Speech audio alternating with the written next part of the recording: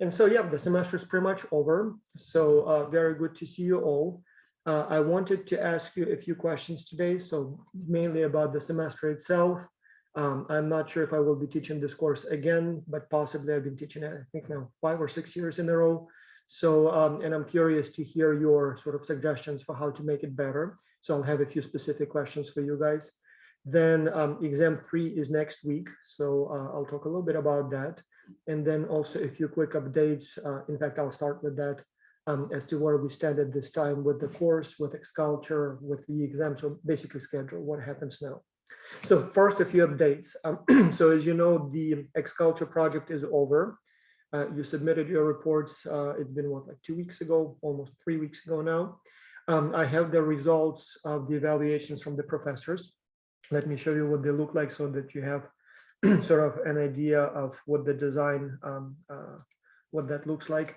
But basically, each report, as you know, has been evaluated by 5, 6, up to 7 professors. And I evaluated the ones that you wrote, so the ones that the students from my course. So I have you guys and I have my master's students. So where's the report? Oh, sorry, here. So, and these are all of the evaluations that the individual professors sent to us. So if I open just one of them, just to show you what they look like, you will see that this is what the individual professors did. Like this came from Paola Ometto, and Paola evaluated these teams, and this is what she gave us, and these are some of the feedback. And basically, you know, so there were about 30 students in her class. But then we put it all together, and so this is the consolidated file. So we put all of those evaluations together manually, one by one, like this. And so eventually we have this nice clean collection. And so we have, as you can see here, so some of the reports have been evaluated by 5, by 4 people, by 6. There were a few, as you saw at the beginning there, with only 1 or 2 sets of evaluations, but I think those were co-located teams that had only 1 professor.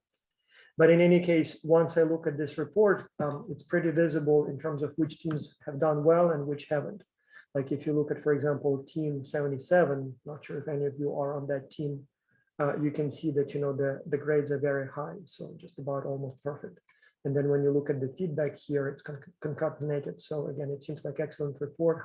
So whatever the professor said, it's very positive.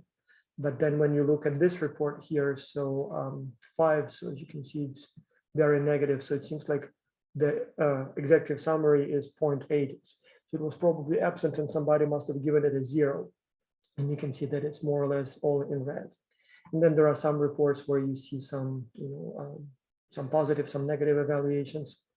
Like for example, sample ad, everybody gave a low grade, but the rest is pretty good here. And I need to see here what's with certification. So it seems like this team didn't do it. But in any case, we had what, about 1,000 teams in the late track, and we had another 270, I believe, teams in the early track. And so probably today we will select what we call the finalists. So we will select a list of probably about 3 teams, maybe 4 teams per client. And so that will give us a total of about 40, 50 teams, and they will be the finalists. So they will be basically, you know, not the winners, but they will be on the finalist list. And then we assemble an additional group of professors and coaches probably, as well as obviously the company representatives. And so we will ask them to take a look again at those best final reports and then select preferably 1 best per company. So we'll see how many eventually we'll have. Usually I prefer to have 1 best team per company, but then sometimes it's impossible to make that determination because we have 2, or even I think we've had like once or twice, even 3 best reports. So all 3 were excellent, nearly perfect evaluations. The committee looked at them and they said we cannot objectively determine which one is the single best. So we have to basically, you know, have a tie. And so we will probably have that, if not by the end of this week, then sometime early next week. And yeah, so once we have all of the evaluations in, which again will be likely by the end of this week, so winners, professors' evaluations, we will start sending out your individual performance review, your certificate, your recommendation letter, and then some additional test results and stuff like that. And so you will be getting those by email. It will be in high resolution PDF file that you can print. I recommend that you also keep an electronic copy. The printed one, you will, it can, get lost and stuff. But if you keep your electronic copy somewhere in your on your hard drive or in Dropbox or Google Docs, you'll have it forever. And so whenever needed, when you apply for jobs, you will be able to to print it out and use it in your application package. Now, obviously, more and more companies ask for an electronic submission. So this way you already have a good electronic copy. You can just attach it to an electronic application. And so you don't even need to print it out. One thing that we are looking for or searching for a solution, and I haven't figured that out, but maybe if any of you know how to do it, let me know. I've heard that one can sort of add credentials like certificates of completion to your LinkedIn page. And so I've seen people would have like LinkedIn, certificates like, Oracle course completed, or, whatever the courses people completed. And I don't know how those are added. So I know that former ExCulture students simply attach a PDF file or a link to the PDF file in their profile on LinkedIn. But I wonder if it's something that sort of we can, as a provider in this case, if we can somehow kind of establish or create a sort of a course developer profile or something like that. And then after the project is over, either you request and we give you the permission and you click and that's added to your profile, or we somehow add it proactively. So I don't know how that works, but it would be nice to have that option so that you can have it sort of natively added to your LinkedIn profile. So if any of you know how to do it, do let me know. I'll be happy to sort of spend the time to set it up so that you can have it in your LinkedIn. Because these days, as you probably know, when you apply for jobs, your employers or prospective employers will probably go online and check out your kind of social media presence, particularly your LinkedIn. So you want to have the ExCulture certificate there. But yeah, that's where we stand with ExCulture. So you don't have to do anything other than wait for that email. Once you get it, so it will contain a link to a downloadable high resolution file. The reason it's a link because it's high resolution, so that all the documents, it's like 20 megabytes of data. And so sending that as an attachment first is too expensive, if you have to send 5,000 of those. But also, some email accounts do not accept such big attachments. So this way you click on the download and I think it will be active for like a year. So if you don't download it right away, you can always come later to that link. But do make sure to create a local copy at some point because those links will expire at some point. So we use Google services to host our documents. And I think there is an expiration for that kind of, like if it's generated as a link. So yeah, but that's with ExCulture. So if you have any questions, you can obviously ask them in chat or Q&A window. But that's all I wanted to say about ExCulture. Now, before we start talking about the exam, I have a few questions for you guys. And there are not many of you here, I see. So those of you who did show up, don't be shy. Raise your hand, unmute your microphone, talk to me. But I would like to hear a little bit about your sort of feedback.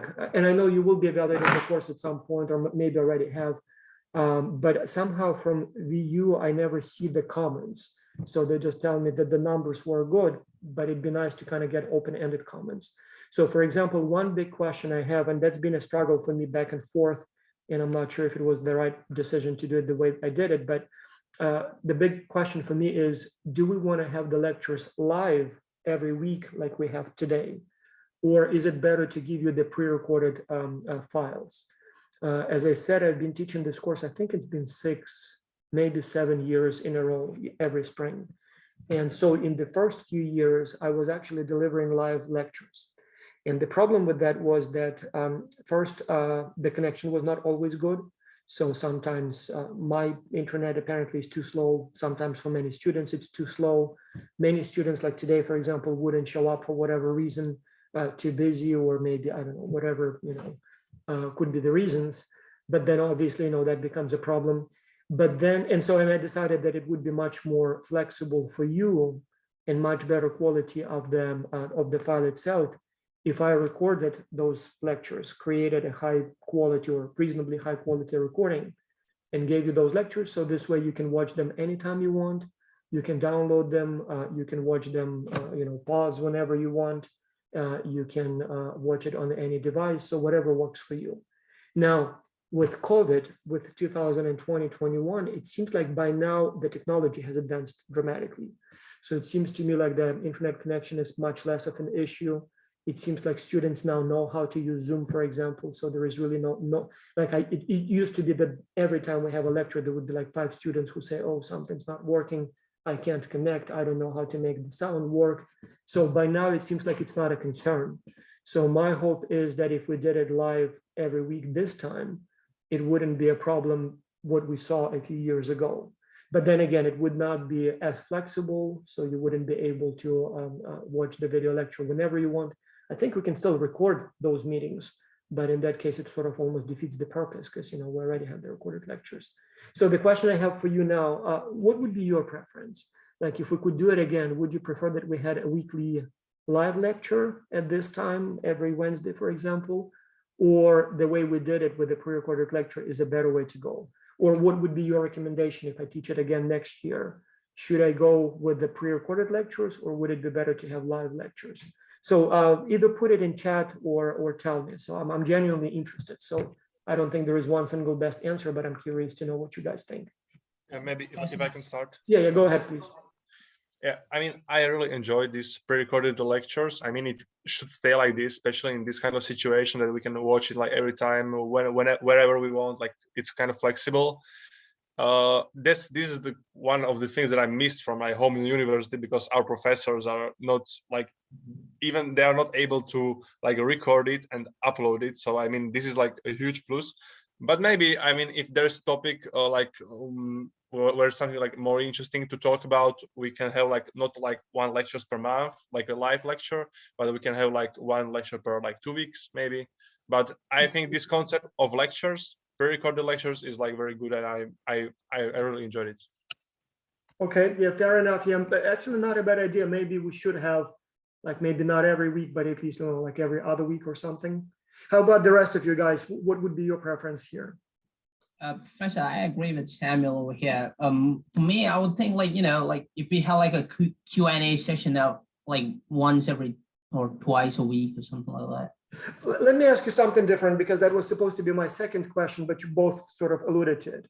There is also something called the flipped classroom. So it's a method where students basically do the lecture, so to speak, on their own, like a pre-recorded lecture or readings. And then there is a sort of meeting like what we have now, but during this meeting, the professor is not lecturing anymore because you already watched the lecture, but it's more of a discussion of what like maybe some questions, answers, maybe some debate. Do you agree with all of the points? What's your opinion? Maybe you did some additional research and you want to share something.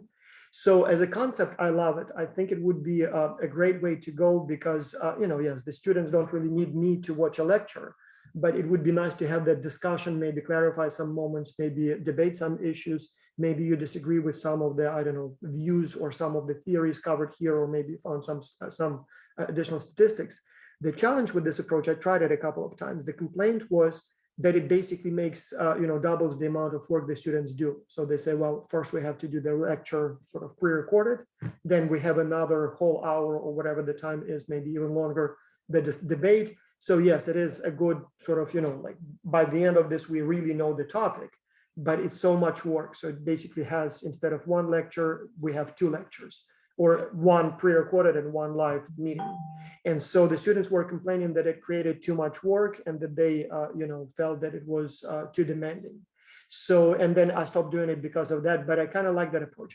So do you think maybe something like that would have still been a good idea, or maybe, not necessarily one of those debates after each lecture, but maybe like once every 2 or 3 weeks, where we sort of devoted to, not one single topic, but several topics? Would that be potentially a good mode or model for this course? Like, what's your thought?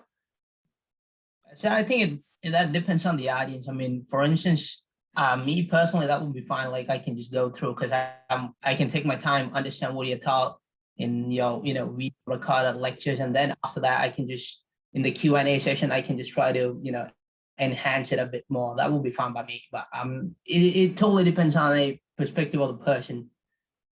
So you say, yeah, well, and you're right. So there may be some students who take this course because they truly love international business. They may want to have a career in international business. And so anything and everything, they find it useful. But I cannot, or I can imagine that there are students, and there is no problem with that. I mean, not everyone has to be an international business expert.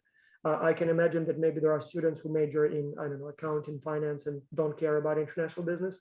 So for them, they must take this course because they have to take it. But at the same time, they're not necessarily looking forward to spending too much time on it. They just want to do it quickly, get a general idea, get their good grade, and just leave it. And so obviously, if we started, asking them to do too much, I suppose for some of them, it would be like, wait, that's too much. So I don't know. Yeah. Any other comments on the format? Yeah, go ahead, Vital.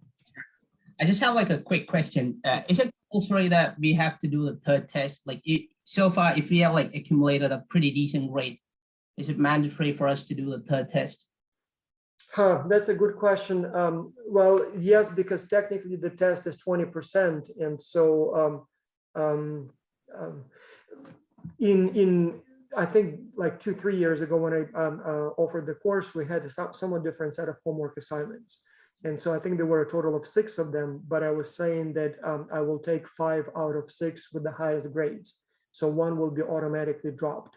And the idea was that if you get busy or sick or for whatever reason don't do 1, that's not a problem as long as you do the other 5. And so there were several students who did every assignment, the first 5, and got very high grades. And so they were asking, do I still need to do the 6th one? Because even if I get a 0, I already have 5 with a good grade. So in that case, obviously, it didn't make sense to do it. I mean, they still could have, but if you get 100 on each of the first 5, the 6th 100 wouldn't change your grade. Here, well, we technically have the syllabus, the contract, so to speak. And so to me, I wouldn't mind giving you the average of the first 2, for example, exams, presumably you did well. But then I wonder if there will be any students who will say, oh, it's not fair. Maybe he got better grades on the first 2, now he can relax and I have to work. So I'd say let's stick with the syllabus and do all 3. I know it's a little bit extra work, and as long as you did well on the first 2, you probably will do on the next one. But since we have sort of a plan in place, I'm not sure how the school will look at us making those kinds of exceptions last minute. And so it would be okay for me because it's less grading for me. But at the same time, I think it's probably going to be better if we just stick with the original plan and everybody does all of the tests. So if we had some sort of like maybe I don't know, like a final exam that covers all of them. My son had one of his finals the other day, and so there were 3 midterm exams and then the final exam. And so he did miss the 3rd test, so in his math. And so he contacted his professor saying that he was busy and can I redo it? And the professor said, you know what, instead of redoing the missed test, why don't you do the final? And because the final covers that topic, I'll just give you the grade for the 3rd test that is equivalent to the 4th one. So that was a slightly different story because the final covered all of the topics, including the one that he missed. So in this case, it's non-cumulative. So it's the 3rd part of the course that is different from the first 2. And so I think in that case, it's probably better if we, because otherwise I can get in trouble. People may question, so I think it's probably better if we go with all 3. So sorry, Vital, I know it's more work for you, but I think we'll have to stick to the academic rigor and integrity. Oh yeah, I mean, can't say much. Like you gotta do what you gotta do. Right, thank you. Hopefully that's fair enough. Any other comments, questions? So another one I had for you is the exams. And again, it's an online course, and so there is really not much we can do as far as the format. But do you find the format that we have now where you have 4 days and then you have limited time to take the exam, but you can take it anytime during the window? Is that convenient enough? Would it be better if it was done somehow differently? Like maybe instead of multiple choice, maybe some sort of like write a paper or something like that. Again, grading would be quite problematic for me and then it becomes a little subjective. But any suggestions on improving the exam format? Or maybe the number of exams, maybe instead of 3, we should have 4 smaller ones, or maybe 2 bigger ones, or maybe just 1 at the very end that covers everything. What's your take here? I really like the format right now because, we can have time when we want to do the exam. So it means that maybe if I'm really busy at the week, like I couldn't do it on Wednesday, I can do it on Saturday. So that works just perfectly. But what I wanted to Yeah, I was mention, kind of waiting for the but. So, but yeah, so what I wanted to mention that like the second exam that we had, questions from exam number 1, and that was a bit of a trigger. it did. So did Yeah, I? it How did. many was it? Like one I accidental, or there were more? know about 3. Huh. I need to take a closer look. So some of the topics obviously overlap. I mean, it's hard to separate them, and so Yeah. I can imagine. I get it, but there were like, I remember because I did, take exam 1 really seriously, and I did to learn everything by heart, and I knew that these questions were really from previous topics, Huh. and that threw me a bit off. Yeah, I'll So take you. that I'm was, glad. Yeah, nobody told me about that. Maybe somewhere. So you know how it works. So there is a bigger sort of pool of questions, and then it automatically selects how many it was 25 or yeah. So, but in any case, yeah, that's good to know. If by any chance, I don't think you probably remember the specific questions, but if by any chance you No, do, maybe if you showed me, maybe, but I really don't no, remember. yeah, I'll review them, so I'll definitely be able to recognize them. So I'll need to take a closer look. So I must have somehow accidentally copied a few questions from the old Yeah. topics, or maybe a thought that they cover sort of, span several boundaries. And so yeah, well, the good No. thing is that it was from the first test, the one that you already prepared and presumably still remember. It would have been worse if Yeah, it was from the definitely. third. So that would be. No, actually, one question was from the topic that we didn't even learn. One Now question I remember. that's a more interesting. So that's a more serious problem. I'm Yeah, glad that but you that told me. was that was only one question. Hmm. But I remember that one question really was.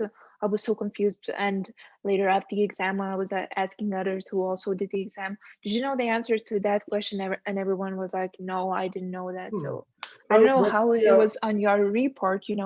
If maybe many students did a mistake on that, but anyways, that was kind of weird question because we really didn't learn anything about it. But it was only one. Yeah, very good to know. Yeah, that's definitely something that shouldn't happen. And so again, I'm not sure at which point I made that mistake, but yeah, I'm glad that you told me. I'll definitely review the questions one more time just to be sure that problems like that don't happen.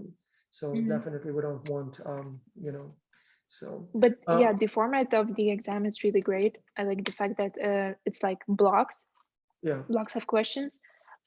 It would also be great that it would be like on the third exam, it would be the same as it was in the first exam, because in the second exam, questions in the blocks were mixed. So it means that in the first block, it doesn't mean that you will get questions only from one chapter. My plan actually was to stick more or less with the chapter. The challenge, obviously, again, is that sometimes, when you set up the randomization, you want to have approximately equal number of questions within the block. And so sometimes some chapters are kind of a little bit more intensive. So yeah, but yeah, that's something that is not a huge problem, and probably, I should have been a little bit more, but good to know. I'll definitely take another look at it. So that's something that definitely want to. Okay, but yes, so as far as the format, it will be the same thing, meaning that it will be equally, sort of timed. It will be also in blocks. One of the challenges, obviously, Milda, is that, and again, that's for me sort of always a dilemma. On the one hand, I would like the questions to be presented one by one. And so this way, cheating becomes a little bit more difficult, because not only everybody sees a different set of questions, but they're presented in a different order. And then cooperation, so to speak, becomes a little bit more challenging. The problem with that is, is that, it becomes very difficult for the students to sort of assess which questions they know, which one they don't, and maybe they want to do first the difficult ones and leave the easy ones, or the other way around. Maybe first do the ones that you know for sure, and then leave the rest of the time for the difficult ones. And so for the students, it probably would be most convenient if all 40 questions were displayed on the same page, and you just go up and down and answer them in any order you want. For the professor, I think it would be most reliable, or most sort of safe or secure, if you see one question at a time, and maybe even without the option of going back. And so I wasn't I was torn between these two extremes, and eventually I thought, let me present it in blocks. So this way they cannot really go back in a block, but at least they have some freedom, flexibility within the block. And so here, I don't think there is one perfect answer. So, but yeah, I guess, well, it sounds like the option, the format we have works for you. So, but yeah, I guess as many people you have, as many opinions you'll have about what's the best way to present the questions in the, on the exam. Like if it's paper and pencil, obviously you can flip pages back and forth as much as you want. If it's electronic, I know most professors do that. You see one question at a time. Sometimes it allows you to go back and change answers. Sometimes once you answer, you go to the next one. But yeah, it seems like I just went somewhere in the middle here. Yeah. One question I have, and I'm not sure if you guys will sort of be comfortable answering the question honestly, but I will not be asking about you. I know that you would never even consider, playing some games with the tests.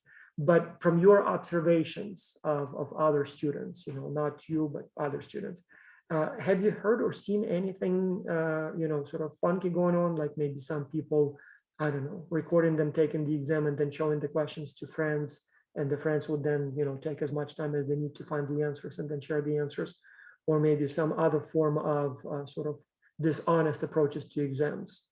My hope is that it's not going on, at least looking at the averages, it seems to be about what I normally see. So it doesn't look like there is any, widespread cheating going on. And even if there is, I'm not sure if it could be fully stopped in an online format. But I'm just curious, any sort of signs of potential problems, or is it safe as is and everybody's doing it honestly? Just curious for myself. I think it's like it's normal that maybe there could be some cheating, but as far as I heard, there is none, because the exam is not that difficult for everyone to cheat. So I didn't see anything like that happening. I must say, maybe just about this course, I can't say I was doing tests by myself. I don't even know my classmates, so it's like, well, that's my hope, since you're not in the same class. Impossible, to cheat. But like, what I can say about my test from my home university, actually the problem was that professors from the first moment, they were just they were expecting this kind of stuff. And like, for example, before this coronavirus situation, we had like 20 question test for like, I don't know, like 20 minutes. It's like it's different questions. I'm on the Faculty of Law, so it's like a bit different. But like now we have like 8 minutes for a 20 minutes test.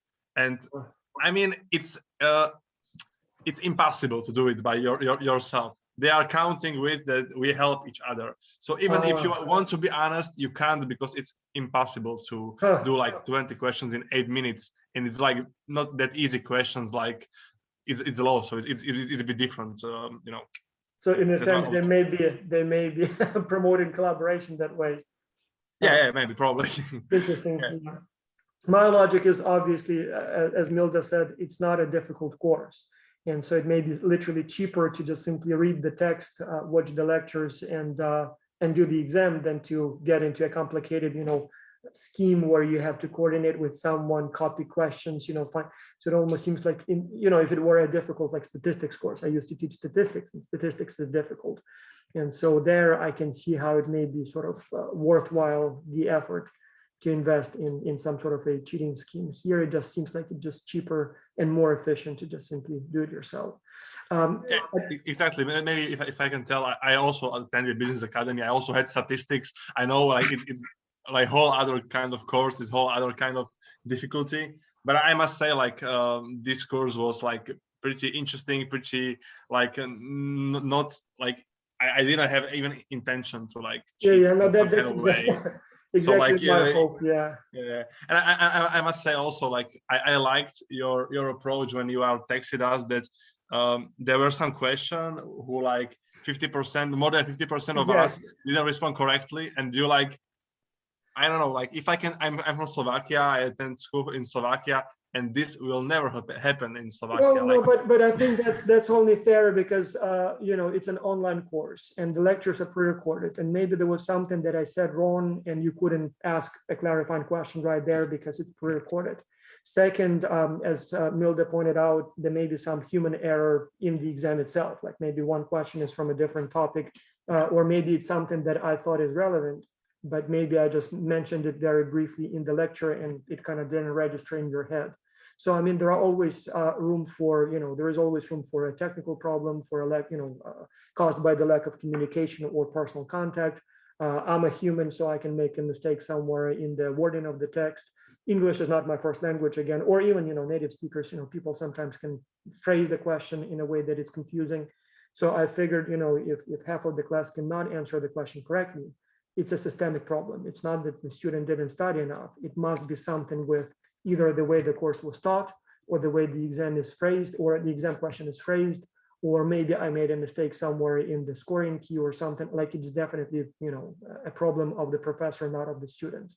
And so I figured this way, giving you that sort of insurance, so to speak, it will, on the one hand, reduces the stress on your end, so you don't have to worry too much if there is really a bad question, but also it sort of makes it more fair. So, because again, it's not like we are, bargaining about a price, and the more I get, the more you pay, the more I get, or something like that. It's not like, I'm selling you a car and I want to get the most.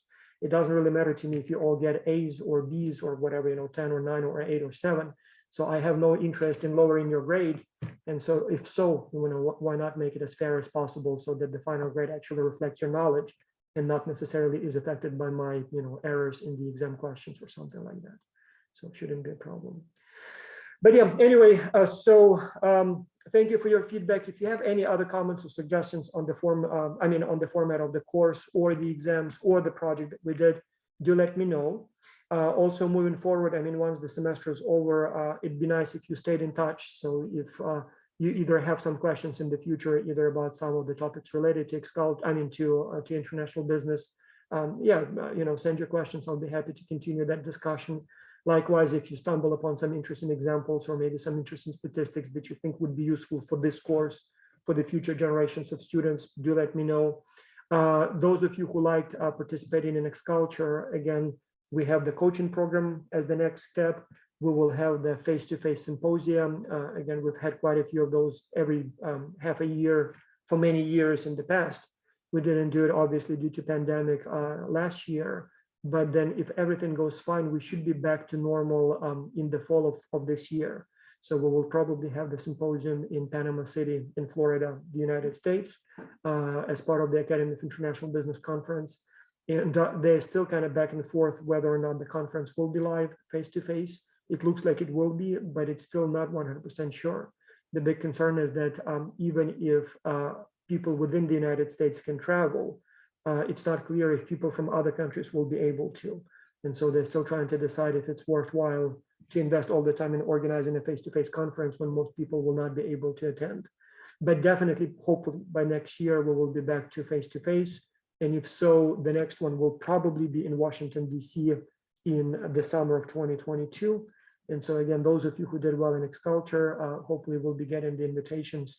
And I hope I will be able to see at least some of you there. And as I said, with the funding, so we usually find ways to help students fund the trip. So it's not like, we guaranteed we'll give you enough money to pay for all of your expenses, but we always find ways to help at least in some way. So hopefully we will be able to see at least some of you there. But yeah, stay in touch after the course, send me an email from time to time, maybe if you, find a job in this area, or as I said, if you have some interesting observations or questions or comments. But that's basically the plan for the course. Now for the exam, there is really not much to say. So it will be the same format as before. You will have the email sent to you basically by Thursday of next week. And you will have until the end of the day on Sunday to complete the test. To be honest, I will not be downloading the data until Monday morning my time, which for you basically is Monday afternoon. So from that perspective, you kind of have a little bit more time. So if it's like Sunday midnight and you're tired and you don't want to do it now, no worries, because at that time I'm going to my, to bed, and I will not see the results anyway until next morning. So it will be probably your like 5 p.m. of Monday when I will actually download the data. So you have a little extra time in that respect. And yeah, so there will be the same number of questions. I think it's 40 questions, I believe, presented in several blocks.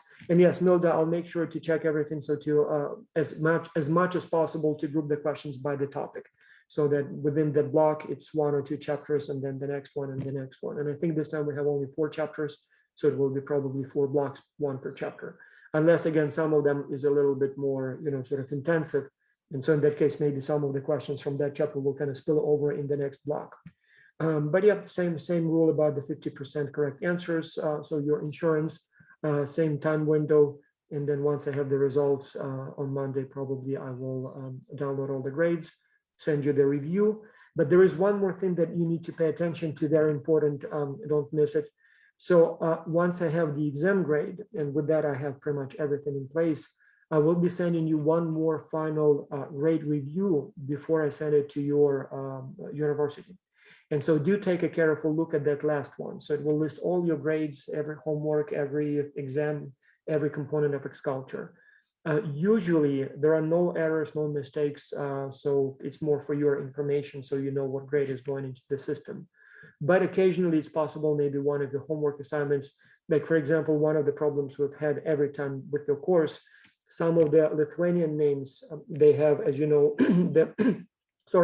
the alphabet contains letters that are not in English alphabet. So like, like O with a, or E with a, like with a hat on the top. And so sometimes when I download the data and we look up the grades into my Excel file, sometimes I would confuse the English spelling versus the Lithuanian spelling. And so even though the name is the same, but that one little letter that is sort of Lithuanian versus English may not match. And so the system may not recognize your name, in which case it may show you as a 0. And then I think I had a couple of cases when students didn't put any name. So somehow they just basically forgot about that part. And so I see the answers, but there is no name. I eventually found a way to program the question in a way that it doesn't allow you to proceed to the next page or submit until you enter your name or until you select the name from the drop list. But there is always that problem. Not to mention that at least once we had a case where a student mistakenly selected a wrong name. So I had 2 submissions from the same name, and then turned out one of them, the student just clicked on the wrong position on the drop list. So when that happens, when you submitted your work and you see that it's missing, let me know and I'll investigate. I'll take another look. And yes, if it's there, if I missed it or the name didn't match or something else, then obviously I will correct that manually. So it shouldn't be a problem. So, but do take a look. I'll probably send that to you my Monday morning or afternoon or noon, but it will be probably before your Monday end of the day. And so once you get that, do take a careful look and make sure that everything's correct. As said, I have no incentive of giving you a lower grade than you deserve. So if there is a mistake on my end, if I missed something or recorded the grade, instead of 79, put 50, 90, I mean, instead of 97, put 79 or something like that, which can again potentially happen. Do let me know. I'll take a look. And so I'll give you probably about a day or 2 to review those grades. Normally, as I said, there are no questions, everything's accurate, but if you see an error, do let me know and we'll have a little time to fix those problems. And then, yeah, so probably sometime on Wednesday or Thursday, I will send your final grades to your registrar or my contact person at the Vilnius University. And yeah, at that point, the course will be officially over. And the only thing left will be the ExCulture certificates, which you probably will have received by then anyway. So, but yeah, that's basically all I wanted to say about the exam and the final steps. Now, if you have any questions or comments or maybe concerns or suggestions, now is the good time. Anyone? So no questions. Hopefully it means that everything's good and there are no questions. Not that, wow, it's so bad that I don't even want to talk about it. But yeah, so if anything else comes up, you can always email me. I had one student who contacted me, I believe it was yesterday, after I sent the final review, the last review. So one of the homework assignments was missing, and yes, that was the case where the name was spelled with the Lithuanian symbols, and so I just my formula VLOOKUP just didn't match it. But when I went into the raw data and looked at the name on the list, I realized, yeah, that's the right student. I just made a technical error here, so that was easy to fix, and it's now good.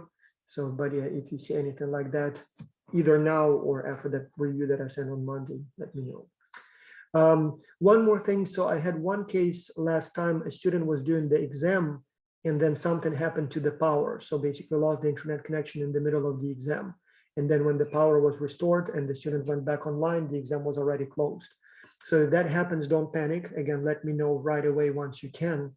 We'll look at it, but so definitely we'll do something about it. In that particular case, the student was able to answer like 80% of the questions. And so what I did was I just took the average correct answer for the questions that the student was able to answer and disregarded the remaining, whatever, 5 questions or something like that. So and it was, yes, like every question was answered except for last block or something like that for the last block. And so if that happens, as I said, don't worry, we'll do something about it. So it's not the end of the world. If you only started the test and haven't really completed many questions, I'll probably ask you to do the whole thing from scratch. But if you've done most of it, we'll probably just take the average of the ones that you answered, or I'll look at the circumstances. But no, you will not be penalized for a technical problem like that. So don't panic, just let me know and we'll figure out something. So just the student, when she contacted me, she was like, oh, professor, what am I gonna do? I mean, is it, you know, did I fail? No, yeah, we obviously all humans, we understand that something like that can happen. Okay, so then have a nice rest of your day and good luck on the exam next week. And then, yeah, hopefully the course was not too bad and you enjoyed it and learned something useful. Bye-bye, guys. Thank you. Have a good day. Yeah, you too. Bye, guys. Thank you. Bye-bye.